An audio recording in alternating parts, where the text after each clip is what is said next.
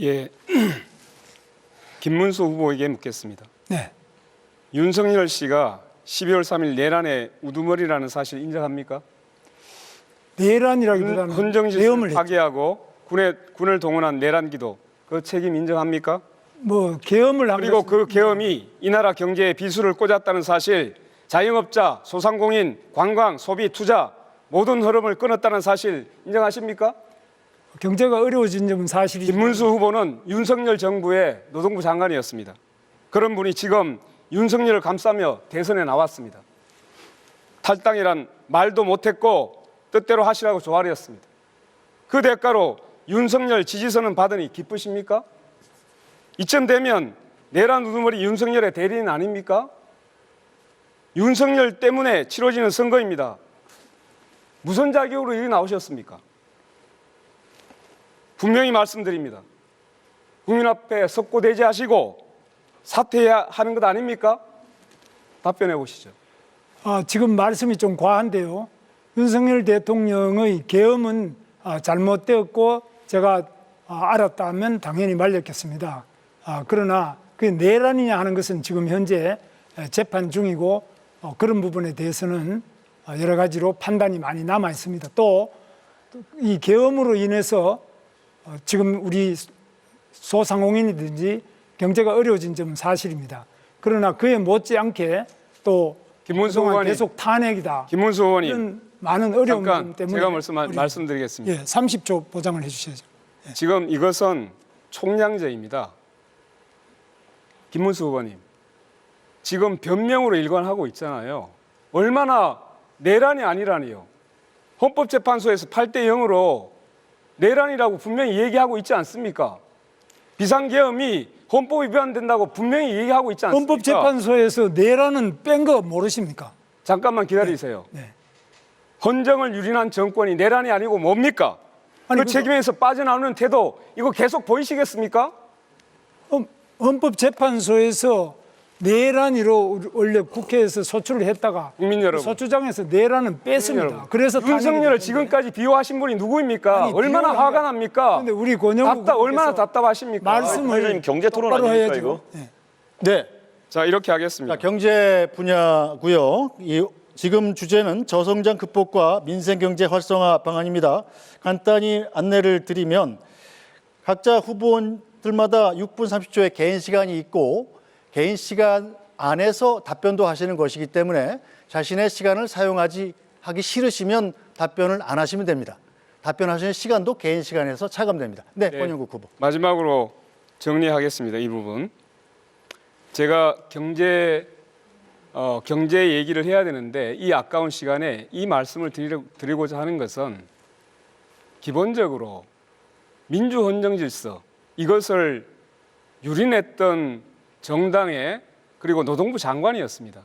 그리고 윤석열 씨를 비호했던 사람입니다. 진심으로 사과해야 됩니다. 그리고 자격 없다고 생각합니다.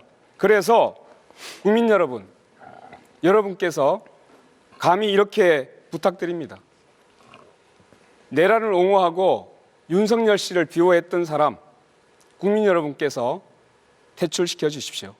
네, 이것으로 일단 이 말은 마무리하겠습니다. 네, 다음 발언하실 후보 손을 들어주십시오. 제가 아까 네, 우리 김문수 후보님이 답을 하실 것 같았는데 네. 안 하신다고 하니. 네. 네, 국민 여러분.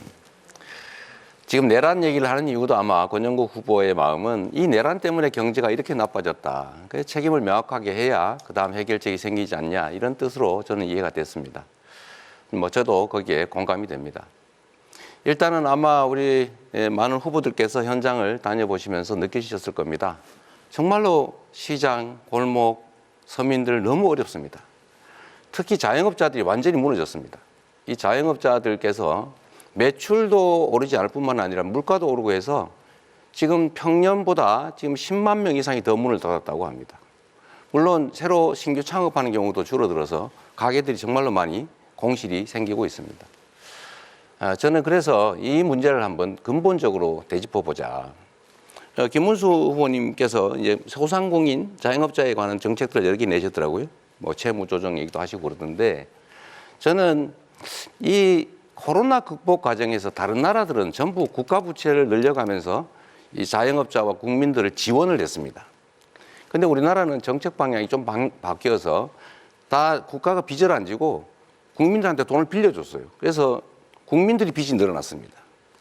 이번에는 이 문제에 대해서 좀 근본적으로 채무 조정 정도를 넘어서서 일정 정도는 정책 자금 대출 부분은 상당 정도 탕감을 해주는 게 필요하지 않냐. 그 얘기를 제가 꽤 오랫동안 했는데 혹시 우리 김문수 후보님 그 점에 대해서 어떻게 생각하시는지 말씀 한번 들어보고 싶습니다.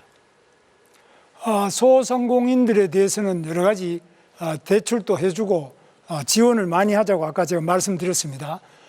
금융 지원이 특별히 필요하고 그 외에도 또 소비를 진작하기 위한 대책이 많이 필요하다고 생각합니다. 아니, 그러니까 제가 말씀드리는 거는 국가 부채가 늘지 않아서 좋다고 할 게 아니라 국가 부채를 감수하고라도 다른 나라처럼 소상공인 서민들에 대한 코로나 극복 비용을 정부가 부담했어야 된다. 안 했으니 지금이라도 그 부담을 정부가 좀 떠안는 게 어떠냐. 이 말씀에 동의하시는지를 물어본 겁니다. 그래서 그 부분은 경우에 따라서 이제 보겠습니다만은 코로나 이후에 코로나 때는 이제 지나간 문제고요. 코로나 이후에 지금 여러 가지 어려운 점에 처해 있는데 그중에 코로나 때의 부채 때문에 그런 부분도 있고 여러 가지 있기 때문에 그런 부분은 정부에서 적극적으로 해서 소상공인을 생환시키기 위한 살려내기 위한 다양한 대책을 세우는데 여기에는 국가 부채가 일정한 정도 늘어날 수밖에 없습니다. 그걸 감수를 해야 된다고 생각합니다. 네, 감사드립니다.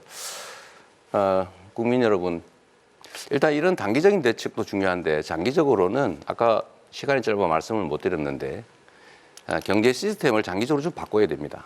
그러니까 지금 이 정부처럼 무슨 R&D 예산을 대폭 깎아가지고 예산을 아낀다고 해서 아예 기술 개발의 길을 막는다든지 이렇게 하면 절대 안 되죠. 첨단 AI를 포함한 첨단 산업들을 대대적으로 육성해야 됩니다. 그래야 새 길이 생깁니다. 김문수 후보님. 네. 지금 이 경제가 대한민국 경제가 마이너스 성장, 0% 성장 이렇게 된 데에 대해서 국민의힘의 책임, 또 윤석열 정권의 주무장관으로서 책임감 느끼거나 아니면 죄송하다는 생각 안 드십니까? 저희는 매우 죄송하게 생각하고 또 어려운 점이 많지만 이재명 후보의 책임도 매우 크다. 그래서 이재명 후보께서는 우리가 하려고 하면은 전부 반대를 합니다. 그래서 기껏 만들어내는 것이 노란봉투법, 중대재해처벌법, 반도체 특별법 이런 것도 반대하시고요. 지금 본인이 약속한 것도 전부 어깁니다. 그러니까 경제가 살아날 길이 없습니다. 지금 대통령도 잘못한 것이 계엄이라든지 이런 것은 반대합니다만 충분히 들었고요. 법을 자꾸 이상한 법을 만들어가 기업을 할 수 없게 만듭니다. 그래서 지금 기업들이 해외로 계속 빠져나갑니다. 30초를 넘어가면 주도권을 가진 후보가 제지할 수 있습니다. 일단은 국민의힘에서 뭘 하려고 했는데 민주당이 뭘 막았다는데 구체적으로 예를 한번 들어봐 주시면 좋겠고요. 두 번째로 지난 3년간은 민주당이 그나마 뭘 하려고 하면 정부가 다 반대했지 정부가 하려고 하는 걸 민주당이 막았던 기억이 별로 없어요. 이제 일단 그 말씀 하나 드리고요. 제가 직접 묻고 싶은 건 이겁니다. 이 통상 문제에 관해서 이게 한덕수 총리도 역시 일종의 정치적 공동체 아니었습니까? 그렇습니다. 책임을 같이 져야 될 텐데 지금 대미 관세 협상과 관련해서 이분이 그렇게 말씀하셨어요. 트럼프 대통령이 자랑스러워할 협상을 했다 이렇게도 얘기하고 또 한 번은 원래 무역과 안보를 분리하는 게 우리 정부의 기본 방침인데 사안의 성격에 따라서 방위비 협정을 다시 할 수도 있다 이렇게 인터뷰를 하셨어요. 이거 바람직한 태도라고 보십니까?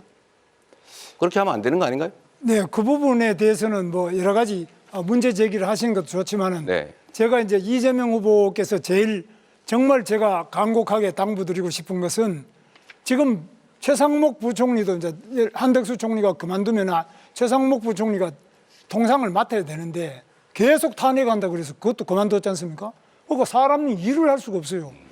총리 탄핵하고 대통령 탄핵하고 또 경제부총리 탄핵하고 계속 탄핵해서 또 법은 아까 말씀드린 우리가 하자는 거 안 해준 거 없다 그러는데 그동안 얼마나 많은 법을 안 해줬어요. 잠깐만요. 그거는 제가 여기서 말씀드릴 필요 없이 국회에서 더 잘하시고 너무 무책임한다는 생각이 드는데요. 지금 이게 미국 대통령이 자랑스러워할 협상이다 이렇게 얘기한 거는 퍼주기 하겠다는 취지인데 이런 점에 대해서 책임을 좀 지는 게 중요하다는 생각이 들고요. 제가 질문 하나 드릴게요. 지금 내란 수계 윤석열 전 대통령에 대해서 계속 비호하는 입장을 가지고 있는데 이 단절할 생각 혹시 없는지 그리고 지금 정광훈 목사를 비롯한 극우 세력들과 여전히 깊은 관계를 맺고 있어 보이는데 최소한 그걸 단절해야 정상적인 민주공화국의 대통령이 될 수 있을 거라고 생각합니다. 정광훈 같은 극우 세력과 단절할 생각은 없는지 이 두 가지를 좀 묻고 싶어요. 제가 거꾸로 묻습니다. 이재명 후보는 진보당하고 같이 연합 공천을 해가지고 울산 북구에도 국회의원 당선시켰죠. 진보당의 이석기 바로 통진당 후예 아닙니까? 그러면 그건 내란이지. 지금 현재 국민의힘이 뭐 어디 누구하고 연대를 해가지고 의석을 나눠줬습니까? 국민의힘이 어떤 내란 세력하고 어떻게 했다는 건지 그런 부분에 대해서는 정말 자기 자신을 먼저 돌아봐야 된다. 알겠습니다. 우리 민주당이 바로 통진당의 후에 진보당에게 국회 의석을 울산 북구를 내줬지 않습니까? 그러면은 그 사람들이 지금 하는 게 뭡니까? 완전히 지금 북한을 옹호하고 이렇게 하고 있는데 거기에 대해서 또 대한민국을 전복하려고 하는데 이거에 대해서 답변 한번 해보죠. 말씀을 피하신 걸로 보면 단절할 의사가 전혀 없어 보이고 또 그 전에 지금까지 하신 발언들을 보면 여전히 내란 세력을 비호하는 극우 세력을 비호하는 정광훈 목사가 감옥을 갔을 때 눈물을 흘린 그런 관계를 여전히 청산하지 못하시는 것 같은데 매우 안타깝다는 말씀을 드리면서 우리 그런 허위 사실을 이야기하면 안 됩니다. 뭐 눈물을 흘리는 거는 정광훈 목사 가서 무슨 눈물을 흘리는지 그 말이 안 되는 거짓말을 또 계속 여기서 하시면 눈물이 그것도 허위 난다라고 한 사실 영상이 유포죄죠. 있던데요.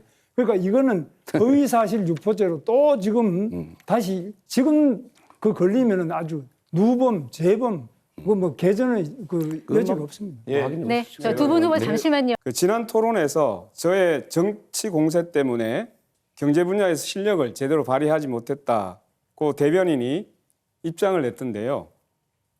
오늘 토론을 위해 제 대역까지 세워가면서 독하게 준비하셨다라는 기사가 보았습니다. 그럼 좀 저는 그냥 약하게 묻겠습니다.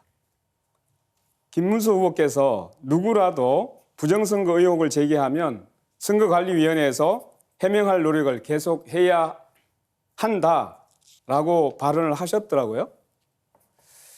그러니까 윤석열 씨가 제기하는 부정선거 의혹을 정당하다고 지금 말하고 계시는 겁니까? 답변해 보시죠. 그건 제가 지금 답할 문제도 아니고 윤석열 대통령이 부정선거 의혹을 제기하는 거는 그분이 한 것이지 제가 한 것도 아니고 저는 한 번도 그런 문제를 제기한 적이 없습니다. 그래서 그건 제대로 그런데 질문을 부정선거 의혹을 제기하면 선거관리위원회에서 해명할 노력을 계속 해야 된다 이렇게 발언하면서 사실상 윤석열 씨를 편들고 있는 거예요.